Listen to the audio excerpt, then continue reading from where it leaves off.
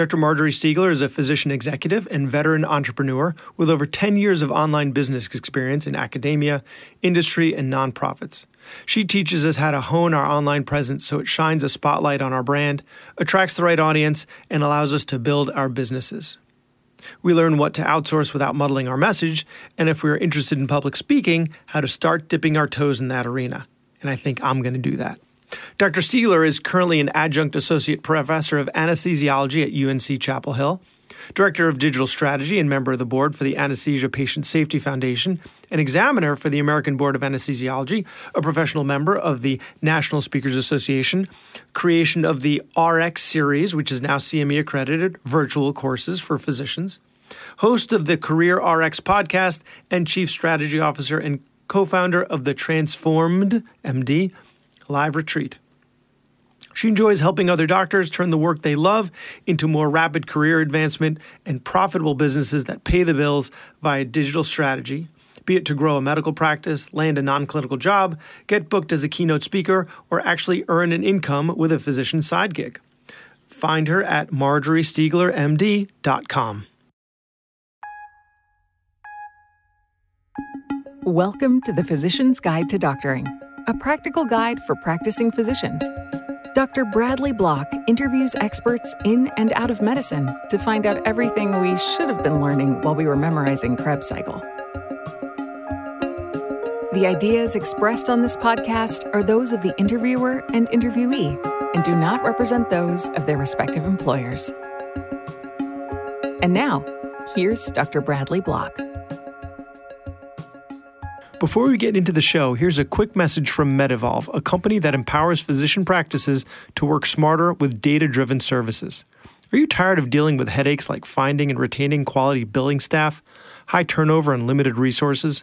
Many practices are opting to outsource all or part of their billing processes to help relieve the burden on internal staff, free up resources, and reduce overhead costs. For those who wish to keep billing in-house, it's critical to have solutions that provide automation and give you the ability to monitor staff productivity and effectiveness, especially for remote employees. MedEvolve can help you leverage data and AI solutions that bring answers to the forefront and take the guesswork out of revenue cycle management. Let them show you how. To have this great company help you work smarter, reduce your cost to collect, and get paid on time, find them at drpodcastnetwork.com/medevolve. The link is also in the show notes. Dr. Marjorie Stiegler, thanks so much for being on the podcast. Thanks for having me today, Brad.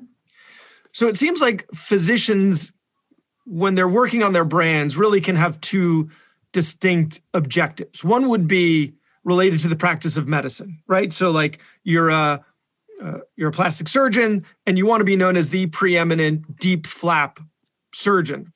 Whereas some of us, yourself included, have a brand that is separate and distinct from the practice of medicine. It's not like your brand isn't related to your being an anesthesiologist. It's related to your helping physicians to be able to clarify their brand and their intentions and expand their lives beyond just what they do in the exam room.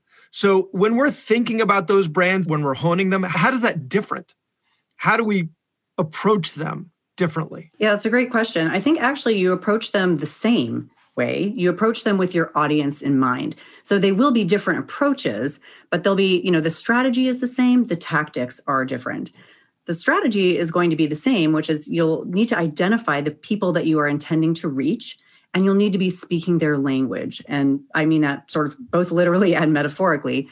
So you want to literally use the words that your intended audience uses. And so you mentioned, plastic surgery, and in an academic plastic surgery journal, the types of titles and keywords that you would likely see are a lot different than what a person might be searching online when they are researching their local best plastic surgeon for a particular type of procedure. And because those words are different, the entire online strategy from marketing, social media, blogging, or website, or whatever the case may be, even including paid ads, has to really be aligned with speaking the language of the intended customer. And that customer is going to be different depending upon your stated goals, as you just sort of laid them out. So it seems like this all gets back to SEO, right? Like it's not just, because when I think of SEO, I'm probably thinking of it in the bluntest terms possible. It's just throwing as many words onto a page as you possibly can so that you come up first in the Google search. But what you're saying is, well, choosing those words carefully so that the person that's searching them, your intended audience, you know what they're going to be searching.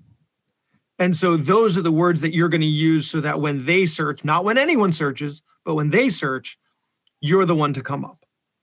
That's right. And it's a little bit of a matchmaking process. And what you were describing there is kind of old school search engine optimization, where people thought a lot about keywords that would get a high rank. And then they did what's called stuffing, right? Is where you try to put as many of those keywords in as possible without sounding ridiculous. And that's part of the reason why, if you look for recipes online, you'll notice that every recipe is preceded by an incredible dissertation, some epic story. Right? Oh, that drives me nuts. I just want to make my kids pancakes. Right. And I've got to read the family history of this person's chia seed pancake. Yeah. And what's buried in there for the folks who don't realize is that's their opportunity to say something like homemade buttermilk pancakes 800 million times for search engine optimization. And they wrap it up in this story. The important thing, though, is that at the end, you do have to get to the pancake recipe. And so that's the other half. You've got to use the words that your intended audience is using, and then you have to give them what they're looking for when they land on your website. Because part of search engine optimization is not only having the words so that Google and other search engines know to deliver it, but the other part that may even be the more important part is that when a person sees it, when they're served your website and they choose to click on it, they better find something they like when they land, or they'll bounce immediately, right? They'll leave. As you have surely done, as a person searching the internet, you find something that sounds like it's the answer, you click on it, immediately it doesn't appeal to you for whatever reason. It might be the content, it might be the style, and you're out. And when you're out, not only are you therefore not potentially a customer of that website, but Google takes note of that and says, well, this actually wasn't that great for a person searching that phrase because that person left right away. And so that's an N of one, and the algorithm is obviously much more complicated and is an N of many. But in a simplified way, that's why it's really important to, really know the audience that you intend to speak to, and you have to be precise about it. You cannot try to roll everybody into one because you want them, you want them to find you, and you want them to recognize themselves when they land on your site and say to themselves, like, this is exactly where I want to be. I'm going to stay a while. And that is what is sort of perpetuating and helps you to continue to rank well for those search terms. So you can't think of SEO as writing only for the search engine. You really do have to be writing for your audience. Interesting. That's what I do sometimes is I'll run an episode through Otter AI and have it transcribe poorly my episode. And then I just throw it up on the website with a disclaimer of don't read this, because it hasn't been vetted and it is not useful for you, just to get a higher ranking. But it sounds like that might not be the best approach. Okay. Well, it might be. So here's the thing, if your content of your episode is you've carefully chosen your words, you know kind of what phrases you want to focus on, and you've been deliberate about those phrases. So therefore, then you're also saying them frequently because they truly are relevant to what you're talking about, and they'll be repeated. And there will be, synonyms and other related keywords, and that will be woven all throughout your episode because it is actually what you're talking about, right? It's not just by design, but it's also by default, right? That is the content. Then, if you put the transcript up there, it can potentially help you quite a bit. Certainly helps more than having no words. So if you're not doing much in the way of show notes and things like that, then a transcript can help. Where it won't help is if you haven't given a lot of deliberate thought to how your intended audience verbalizes the type of thing you're talking about. And you just, spend 15, 20, 30 minutes or however long your episode kind of willy-nilly, then your transcript will reflect that. And it probably won't be especially weighted in any particular keywords. And then it may not help you because it won't be, it's not really a representation. It's just not a very thoughtful representation of what you've been talking about. And what you might do in retrospect is take a couple of your episodes where you feel that way and take a look at it and say, okay, if I were going to do a substitution here where I just got a little bit more streamlined about my word choice, if you could find that you would substitute some words out and use a different phrase, then maybe do a new podcast episode with that different phrase and see if that attracts more viewers or more listeners rather. Because, not because it's search engine stuffed, but because that's the phrase that they think of. Got it. So I have to get in the head of my avatar and use the words that I think they would use rather than, this actually works out really well for me because I'm my avatar. So the words that I use are the words that I use. And therefore, because it sounds a little bit like the tail wagging the dog, depending on what you're doing and why you're doing it, right? Because at least for me, I podcast a podcast. I don't podcast in order to have someone find my course, but if or keynote speak or anything like that. So, but if you were, then what you're saying is make sure that you're methodical about your choice of words and that you're using the words that your listener would use. Also, I think, from a persuasion perspective, right? Mirroring, right? Using the words that they use, we want to do that with our patients as well, right? When our patient says something, using their words back to them shows them that you were listening and understand what they're saying. So I think it works in both contexts. Yeah, absolutely it does. So we've already got into SEO, so let's explore that a little more, right? So the physician online space is pretty saturated. So we can if we're hiring someone to optimize our SEO and manage our social media, and kind of everyone's doing that, right? How do we really separate ourselves? Because it looks like it's like an arms race, and we're all escalating our arms race. Well, it's interesting that you said that the space feels saturated. Sometimes it does feel saturated, but I think that's distinct from search engine optimization. I mean, let me linger on that for a second, and then we'll come on back. You don't always have to abandon the words that you've chosen. For example, I talk about professional branding all the time. And in some ways, I'm trying to build that marketplace because it occurred to me long after I started, talking about it, speaking about it, that that's really not the phrase that most physicians use. It's becoming more popular in recent years. But when I first started talking about it, that's really not what people were talking about. They were, however, talking about professional development and career advancement and things like that. These are basically synonyms. They were talking about message mapping and negotiating and framing, right? This is all professional branding, but it's not helpful. Like people who want information on how to set themselves up for a great negotiation with their boss and their annual review and how to frame their work so that it brings the most value, and gets them more of what they want because they're contributing in a high value way. They aren't searching online, how do I do professional branding? There was a disconnect there.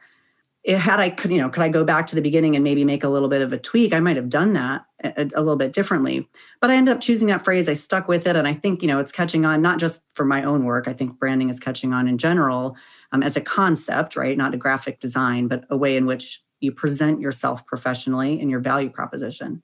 But that for me is where there's a little bit of a disconnect in search engine optimization, because that's the name of my course, right? The branding prescription. It is the name of a lot of my articles, videos, and podcasts pull in professional branding and personal branding. So that's not going to get hits from people who are searching for something like career development. So I have to make a pretty concerted effort over time to be sure that people know what I'm talking about and to be sure that I'm using those other phrases that really aren't my preferred phrase, but they are my customers' preferred phrase, right? They're my audience's phrase. And so I need to speak their language in order to teach them something. Eventually, they'll be speaking mine. And to expand on that, also, you're saying, you'd alluded to it earlier, once they've found your page, we need to make sure that they stay there. So using their language, not just to attract them to your page, but using their language to keep them there once they're there. Because once they've found you, we want them to stick there. So it needs to be in a readily accessible place for them to be able to identify it and then continue, further down your rabbit hole. That's right. And that's so deeply connected to what you just asked about can we outsource our SEO, for example? Anyone who's done a Google search or has considered starting a business or a side gig is probably well aware that there are a lot of companies and consultants who will sell you search engine optimization services. And so it seems really tempting to say, I'm going to go ahead and outsource my SEO because I don't know anything about that. But the problem is, if your SEO company doesn't know anything about you and about you as a specific individual, like your style, right? Your kind of flavor of business, your perspective on things, not only what you're selling and who you are, but what makes you sort of uniquely you. You're the only person who can really represent that. And the reason it's important is because when people do see your external content, so whether that's social media or it's your podcast, your blog, or whatever it is, and they're interested and they say, yeah, the title of that post or episode sounds interesting to me. That is a problem I have or a curiosity I have. I'm going to come and listen to it. And then they hear you and they get this sense for who you are. You almost begin to feel like friends, right? Like they know you in some way. And then if they were to come book an appointment to see you, if you were growing your private practice, or if they were to take a course with you or book you as a speaker, and you show up as a totally different type of person, it's almost a bait and switch, right? The reason that we put content out there for people to get to know us is so that they have had a sample, they've had a taste test, right? And they know. So my students can be very assured that if they've enjoyed my podcast and they've watched a YouTube video or two, that they're going to get more of the same, better, more comprehensive, but more of the same in my courses, and that it's not going to be totally different. And because I speak in my voice, my brand voice is represented in my social media and on my website and everywhere else, that's exactly how that's how I show up. That's what you get. If I were to outsource somebody to go through my website and change my wording around to match some sort of external phrase that they thought I would rank highly for and that they thought would convert to paying customers for me, that might also just change the meaning a little bit or change my personality or change the way in which I relate to people, which may actually end up backfiring because folks start to get confused then because your marketing doesn't seem like you, or the you that they've purchased doesn't seem like the you that they got in the free experiences. So I don't think search engine optimization is as much of a sort of no-brainer as people would like to think in terms of outsourcing. But isn't there, and I don't want to spend too much time just on SEO, but aren't there things that they do on the back end that don't even appear visible on your page in order to increase your rankings? They do. I mean, so some things as an easy example is a lot of people don't name their images. So, when the web bots are crawling your website, they don't know what image 1267 is, right? They want the file name for the image to say something about what the post is about and about you, right? And so if you change your name, that's an SEO strategy to be sure that your image file name matches the keywords of the page on which it's displayed. So there's a lot of little things like that like you're probably not doing, and they might come and do that. But still, they would need direction from you to say, this is, these are the terms that I want to rank for, not just popular terms, because then, of course, you're in competition with everybody else who wants to rank for those popular terms. But you want to rank consistently for terms for which you have the best content and in a way that reflects the way that, you're going to speak. So it's not like SEO companies aren't useful. They can be, but I think you need to understand some basic amount of the strategy first. And you ought to be telling the search engine optimization consultant what types of things you want to rank for. And I've had many, many, many students, like more than I can even name, who have said, I hired an SEO company and I said, great, what are you hoping to rank for? And they said, I don't know. So everything. Their company that they've hired, and I said, well, when are they going to begin work? Oh, they're done with it. Well, I don't understand how that happens. What they've done potentially is helped search engine optimization for the wrong things, if you know what I mean. Yeah. You're going to show up on searches of things. Great. You're showing up in a lot more searches. People are not interested, people that aren't interested in your content. So yeah, you're showing up a lot, but in the wrong places. Yeah. And I think a good SEO company would probably address all this up front, right? They would probably agree with me on this. They would probably sit down their client and say, we need to understand you. But I've also seen, as you mentioned, this sort of market is saturated. We're in a day and age where just about anybody feels like they can claim expertise in just about anything. And so I worry, because I've seen a lot of our physician colleagues will outsource things to experts that I don't think are actual subject matter experts. And the physician students of mine don't know enough about the topic at hand, search engine optimization in this case, to realize that the person that they've hired isn't really an expert either. I get concerned about that in the coaching space, just because everybody seems to be a coach now. Yep. So that, so what's your side gig? Well, I'm a coach. Well, how'd you decide? Well, I like coaching. Yep, that's absolutely right. I mean, I'm not a coach, and people always ask me if I am a coach or if I do one-on-one sessions and stuff. I try to be really clear that I'm not. Coaching is one of those loosely regulated things where I think anyone really can claim coaching, and they may well be skilled at it. I don't know. This is certainly not me criticizing the coaching industry or any of our coaching colleagues, but it is a good example. But it's hard to separate, right? Mm-hmm. Except for maybe by referral, right? And that seems to be, because I asked this actually of my guests, particularly the ones that are coaches, like, how do you identify an appropriate coach? Because that space seems to be exploding, and referral really seems to be, or find someone who's doing what you want to do, and then, see if they can become your coach or their mentor, find out who their coach or mentor was. So, I think there's some element of survivorship bias to that. So they might be giving you advice that worked for them that might not work for you. But yeah, it's tough to parse through all that.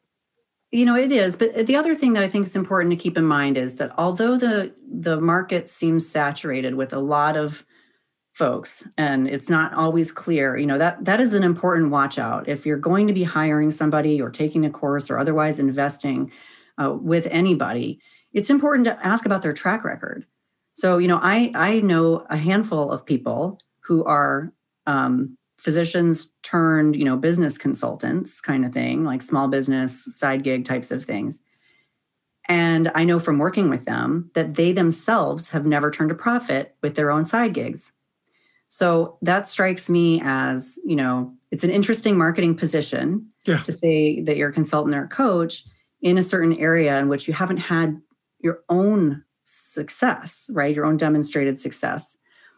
And sometimes that's different. I mean, I do understand certainly that in coaching, a lot of coaching is not directive and it's not advice-based, right? It's sort of more guided. And I think, so anyway, it's just a general word of caution. And when I think about my own students and I think about some of the reservations that they have when they come to me and they want to learn more about what I offer, a lot of the questions will be around, how do you know that this works? Or, what experience do you have? And I've been doing this for quite a long time now, close to 10 years.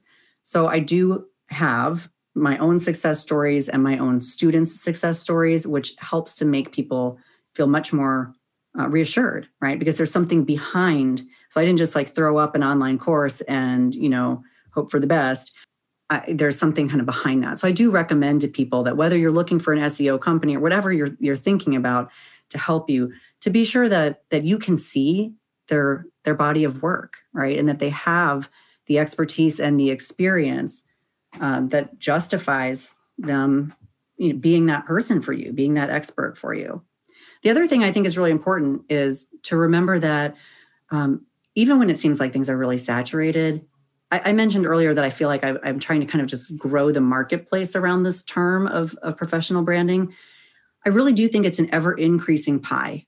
So, because we're all a little bit different, right? So when you think about, is it saturated? I think it just means there's a lot of options. It's kind of like when you go into, a candy store, or ice cream store, there's a whole lot of different kinds. And one of them will be your favorite.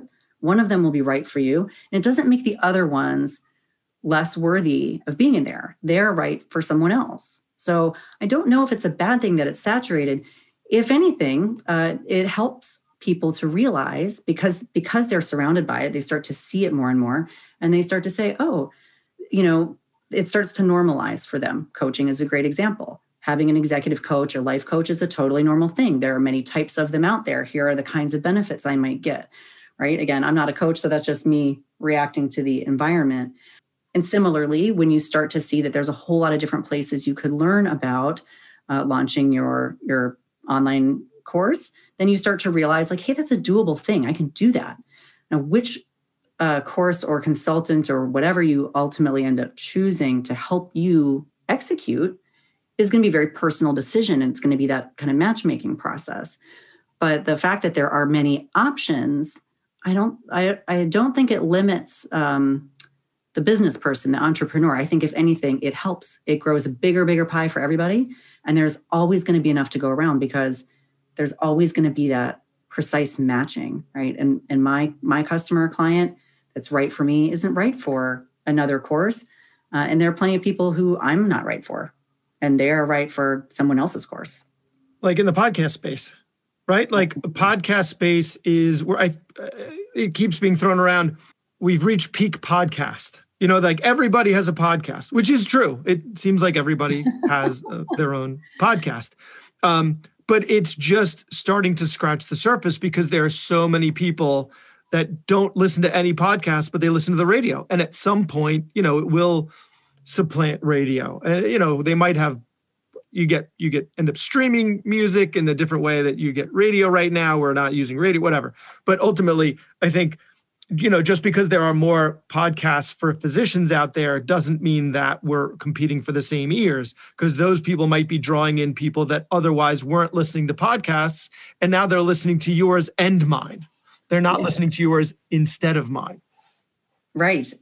And you know what? Maybe they are, but then they bring along a neighbor or a colleague, and that person likes yours instead of mine. And they didn't know about podcasts before, right? So people can, there's going to be, now that we've got more podcast players, we have more people podcasting, we have more people posting about their podcasts on various social media. So I think we're far away from peak podcasting. I think we're really still kind of in the infancy, but even if we were to say we're at peak, we're definitely not at peak listenership, right? So we've got a lot of people doing podcasts, but a lot more people that are going to be listeners in the next few years. So certainly that means that your audience can grow, my audience can grow, everybody's audience can grow, because the entire industry, I think, is still growing. Well, good, because you and I both cover things that we should have learned in medical school but didn't. So there's significant overlap, but rising tide. So we were talking about SEO and how we can't really offload it to someone else like we maybe thought we could.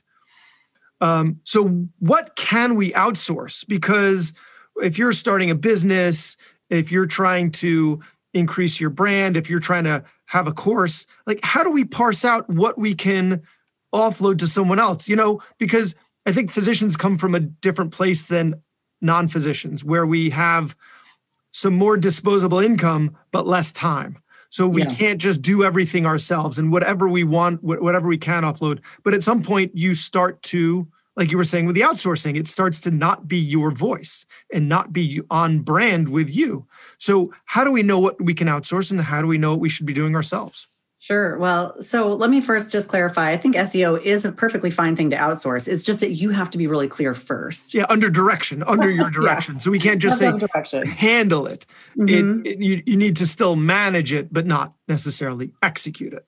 That's right. Yeah. What I think, sort of a guiding principle, and I'm not really an expert on what you can outsource, but my advice would be that you stay, tightly connected to anything that is content creation, and go ahead and outsource things that are more about dissemination or repurposing.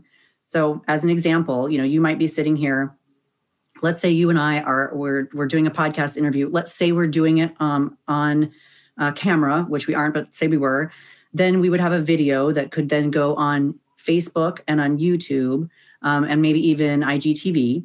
And we would, someone would be able to reference the transcript and make some snappy little excerpts and put those in social media. So there'd be little bites for Pinterest and Twitter and everywhere else. And then someone might take the final transcript and polish it up into an almost done article that you might look at and then, edit to perfection and put out on Medium or send to Kevin MD or who knows. So with one piece of content creation, what you and I are doing now, you might create 10 or more pieces of content around that.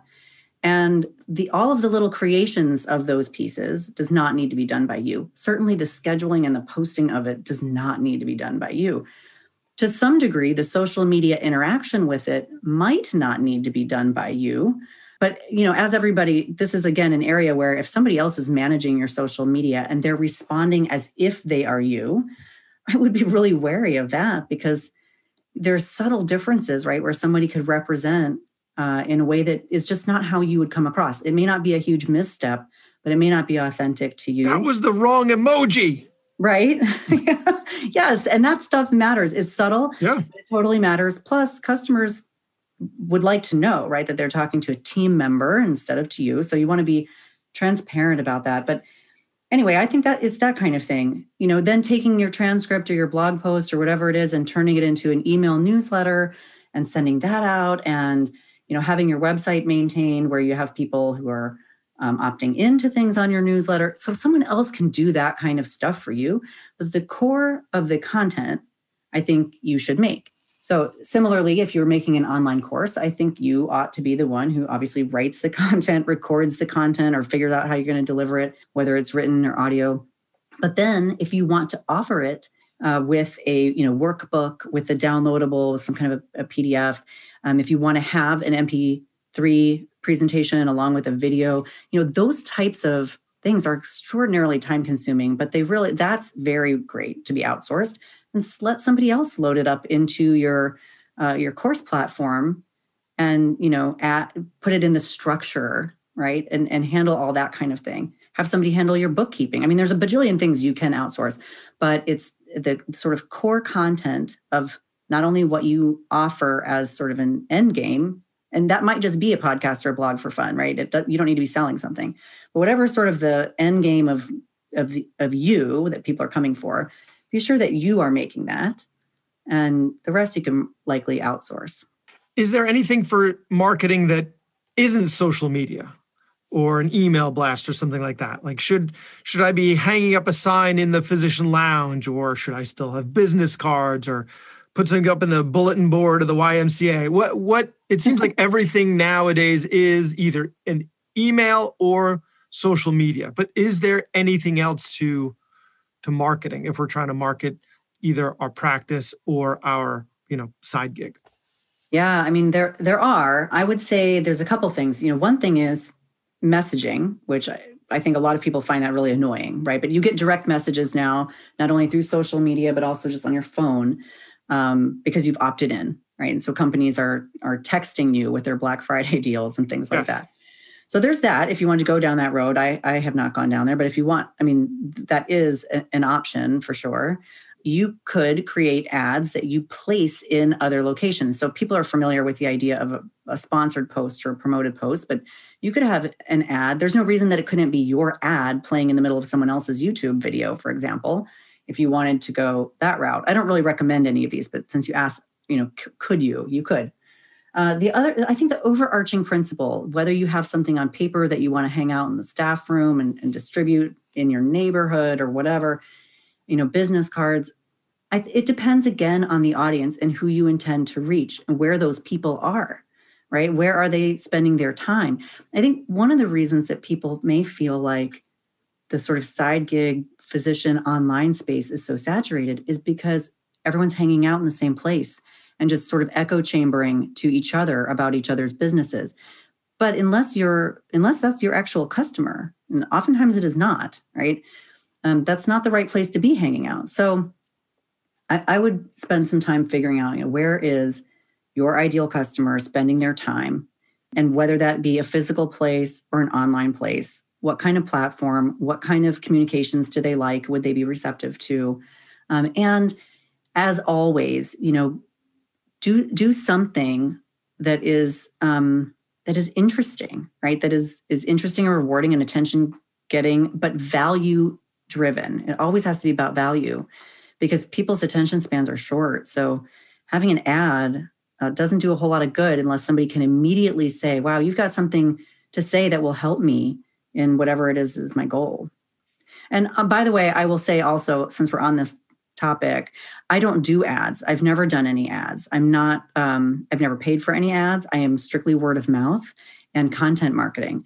So I want to reassure people that you don't have to have ads, paid ads, or some kind of sort of formal marketing strategy in order to grow an audience or a business. And you certainly don't need it to grow that professional brand in sort of the traditional sense that we're talking about, because people will find you online. I mean, I think what you need is a website, and people will find you.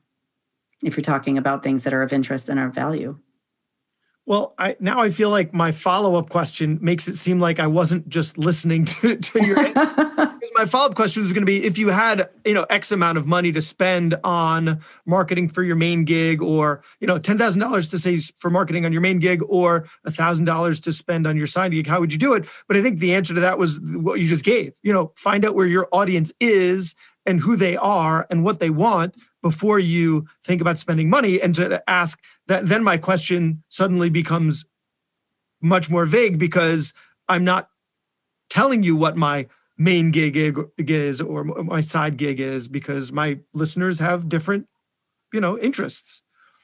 Yeah, it's true. I mean, don't get me wrong. A lot of people do have an advertising budget, right? Advertising and marketing is core to a lot of businesses. And I think I do have an advantage in that I have been in this space for, again, a very long time. My website and my Twitter account dates back to like 2010 or something, right? So I have built up some of that search engine optimization, some of that Google juice, and a lot of word of mouth.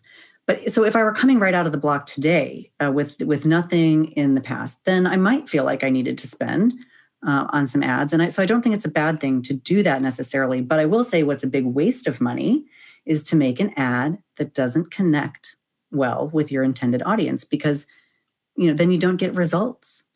So you can do that targeting where you put your ad in front of people that, your consultant thinks are the right people for you. But if you aren't using sort of if you're not connecting with them, and when I say using the right words, I hope that doesn't sound artificial. I want it to be a genuine representation of what it is that you do and how it is that you help. And I want it to be in a way that makes your audience members feel like, yes, this person can really help me. And then you click, right? So, I mean, as an example, I think because of the work that I do and the types of things that I post, I get served a lot of ads about branding. So it's other people's branding courses, it's other people's marketing courses and Instagram courses and things like that.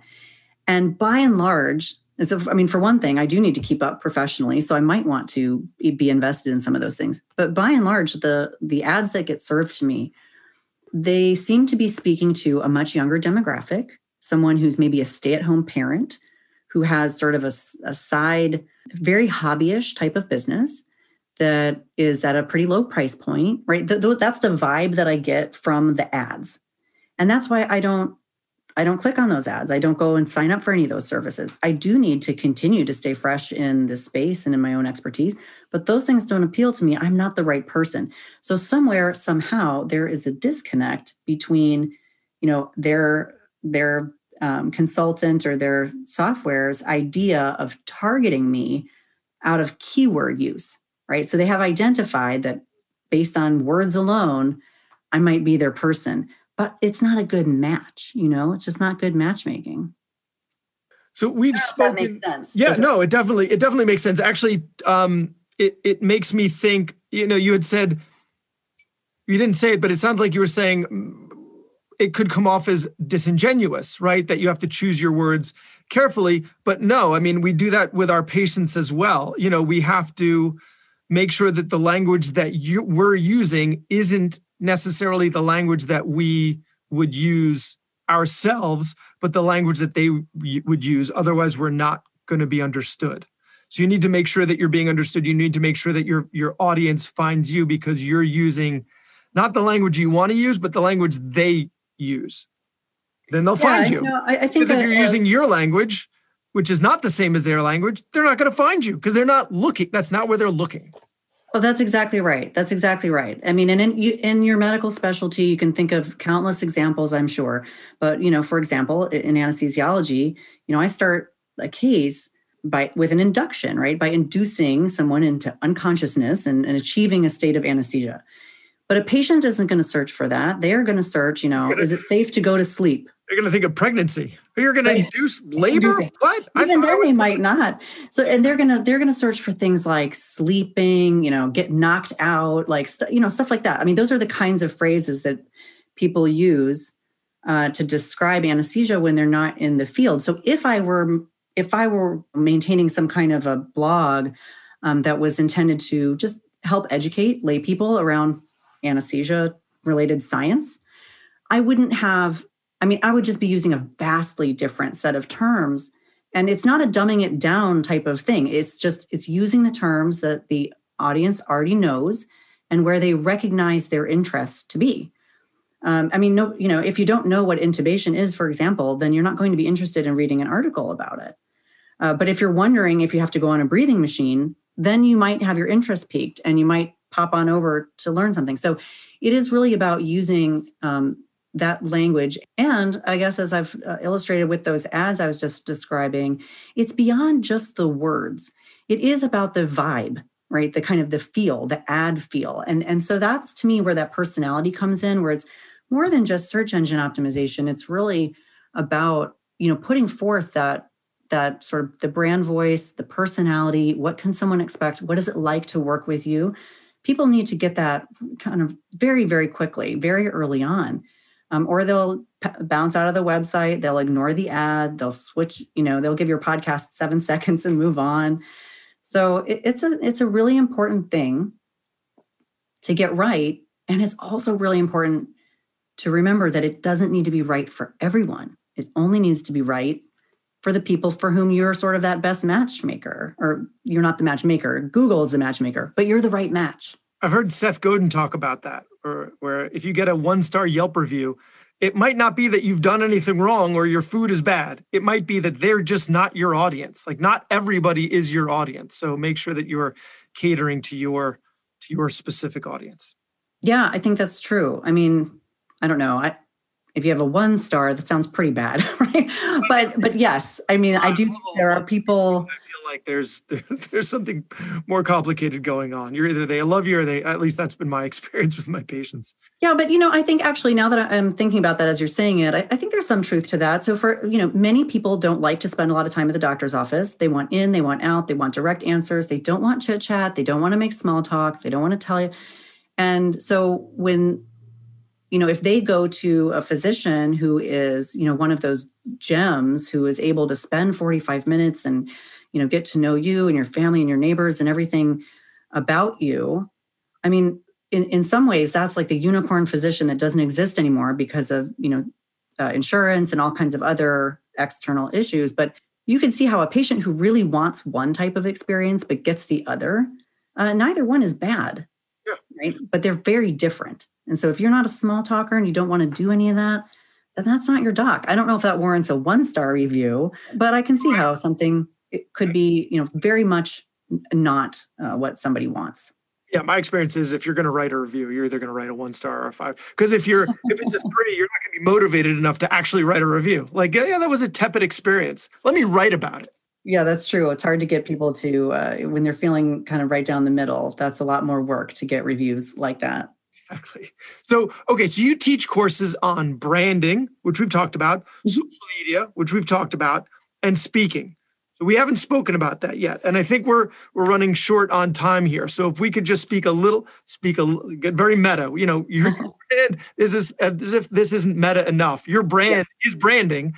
And now we're going to speak about speaking. So Could you just give us a little intro into the world of keynote speaking? Because I feel like for physicians, there's some element of imposter syndrome. Like in order to speak about public health, you need to be Anthony Fauci, and anything less than Anthony Fauci, and you really have no business speaking. So can you dispel some of that in the physician community, and then get us into first steps? Like, where do we begin if we want to do public speaking or get into keynote speaking? Do we start at the Comedy Cellar, or get on a soapbox in Manhattan street corner and just start talking, or, just sign up for a TED? Like, where do we? Yeah.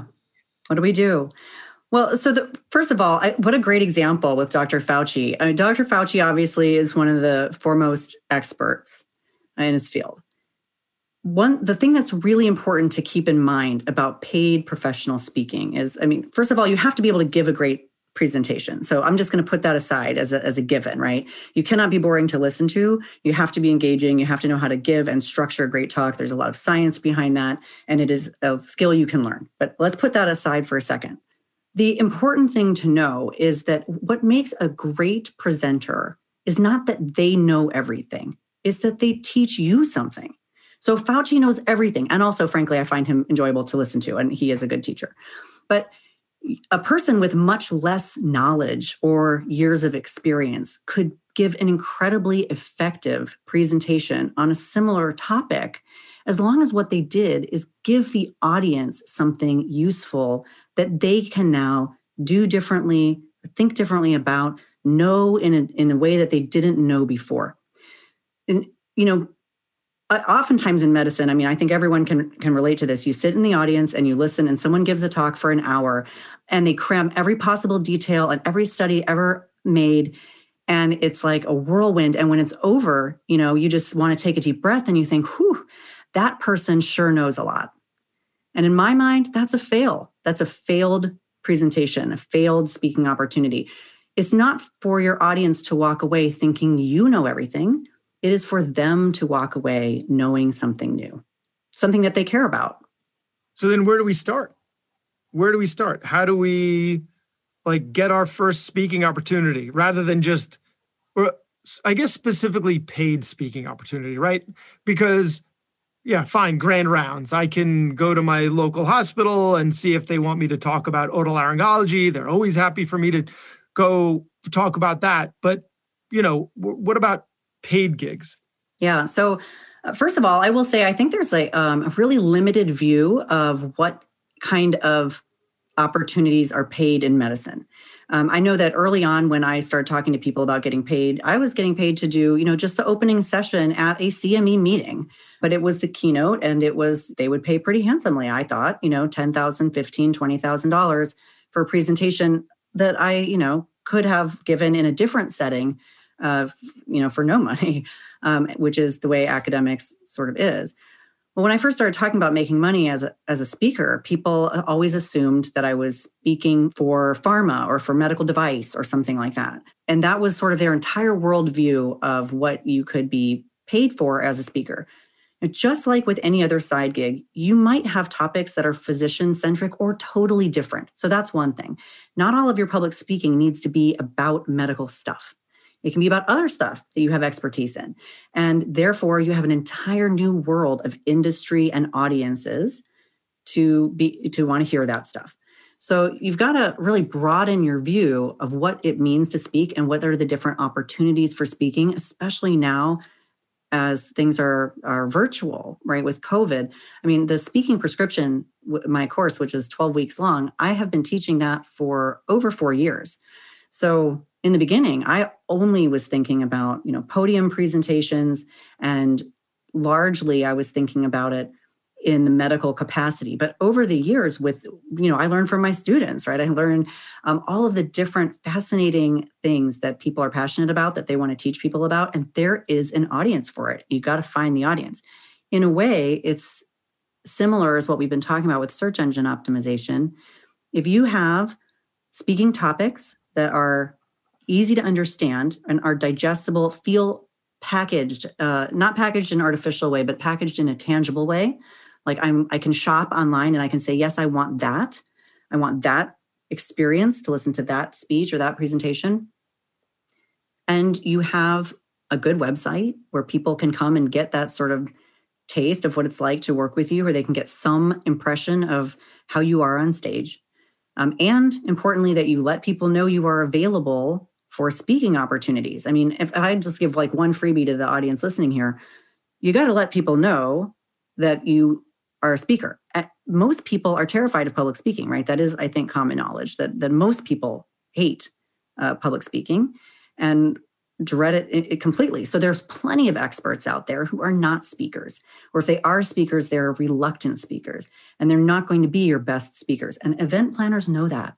So if they find you and they find your stuff to be interesting, it's also super to know that you have a contact portal where they can reach out to you to inquire about your availability. And it's really good when you're setting up, that opportunity for them to connect with you, that you also begin to set the stage that you do this as a profession, right? You are a professional. And I'll say it again because it bears repeating. You have to be able to deliver a professional level talk, right? If you're going to charge somebody this kind of money, you cannot show up and give a mediocre lecture.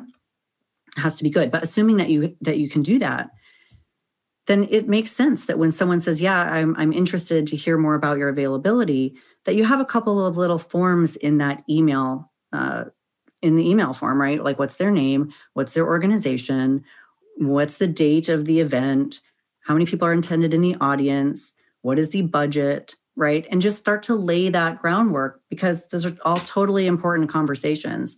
And I think it helps for people to just to understand what, right from the beginning. I mean, before you even start talking about fees and contracts and deliverables and things like that, for them to understand that you're a professional. And then, of course, you've got to deliver that. And the whole package needs to be professional. Not just your speaking, but like all of your communications and even probably the way that you bill them, I would think needs to be on brand. Yeah, absolutely. It does need to be on brand. I mean, it doesn't need to be overly polished or unduly expensive, or, you don't need to be putting up sort of a facade of what you aren't. But if you take yourself seriously and you present yourself seriously as a business, then other people will as well. Obviously, if you don't present yourself in that way, it's hard for other people to perceive you in that way.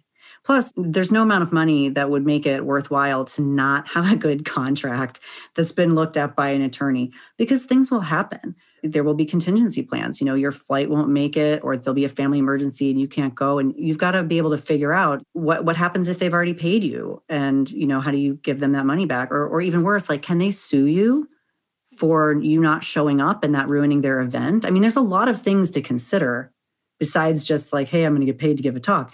And also, there are a lot of ways to, quote unquote, get paid that aren't a check. Sometimes it is just having that exposure or really establishing yourself as that thought leader, because you have all of these public appearances, right? And you have all these gigs sort of under your belt. That often leads to other paid opportunities or other, promotions or just other ways in which you get paid more, right?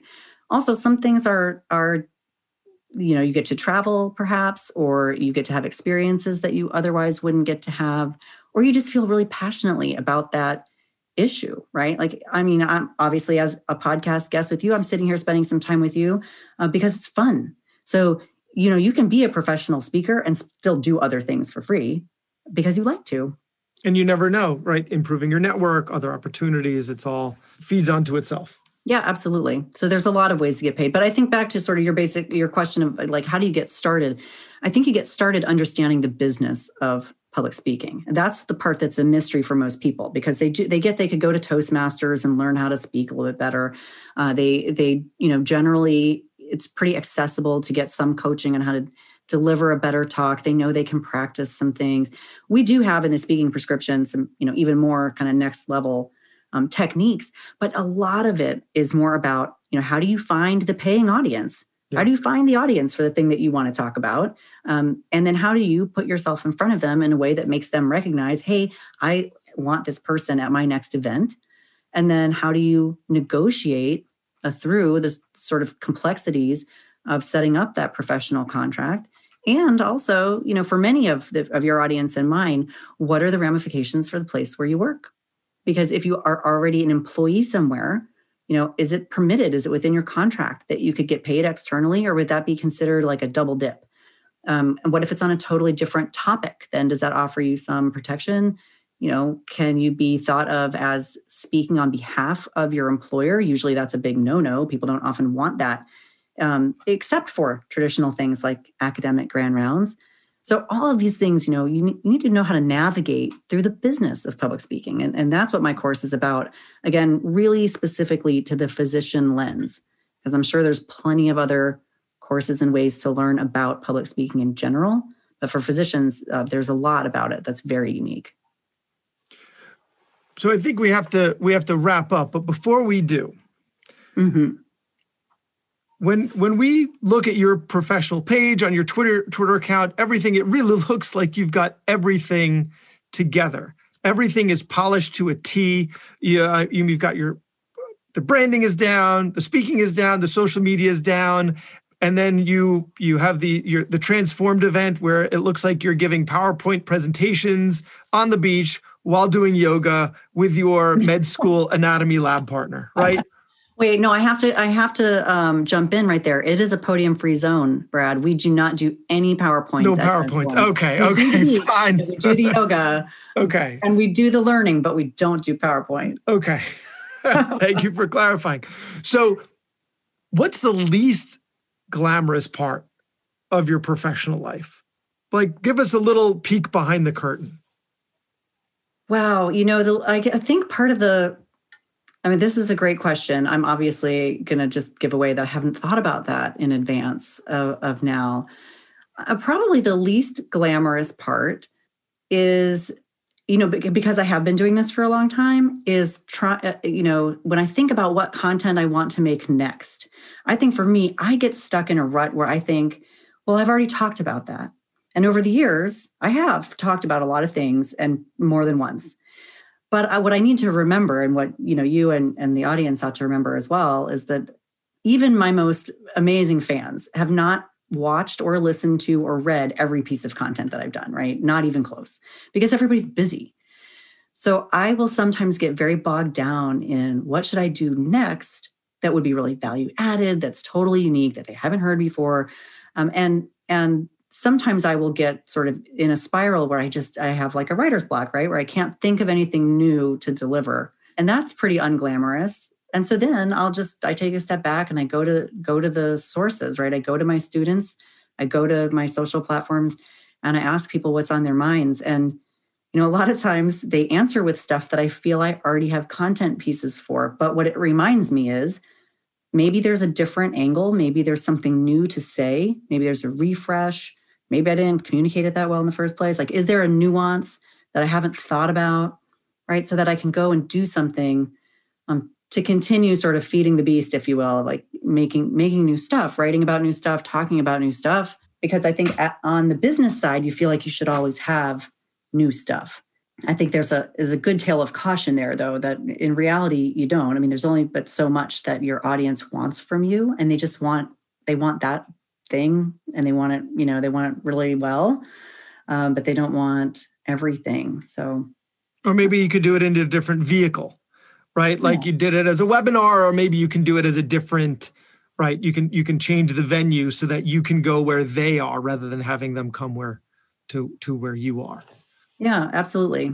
So that feels pretty unglamorous, right? Deciding what you ought to talk about. Yeah. That feels unglamorous, but it's a lot of fun. It's so much fun. And, I certainly wouldn't be doing any of this if I didn't enjoy it. And so to me, that the reward of seeing other people's ideas really take off and for them getting the kind of success that they were hoping for, whether it's that promotion, those speaking gigs, or their business grows or whatever it is, when I see that kind of thing happening, that is worth so much more to me than any course tuition, right? It's just so amazing. I really, really enjoy it. And so I don't think I'll ever stop. I'll keep coming up with stuff to serve the needs of the people who are asking questions. And we are looking forward to seeing it. So MarjorieStieglerMD.com, we can find your courses on branding, on social media, on speaking. We can find your books. We can find your podcast. Is there anything that the retreat? When's the next retreat? Yeah, the next retreat was we hope to do it in January, but I don't think it's going to be January of this year. So we just do one a year. I would say stay tuned, but it's a great reason to come over to transform.org and put your name on the wait list, because when we do open up and we are able to travel internationally and we do it, it's going to sell out. Great. Well, looking forward to it. Thank you so much for your time. Thank you, Brad. Such a great show with Dr. Stiegler.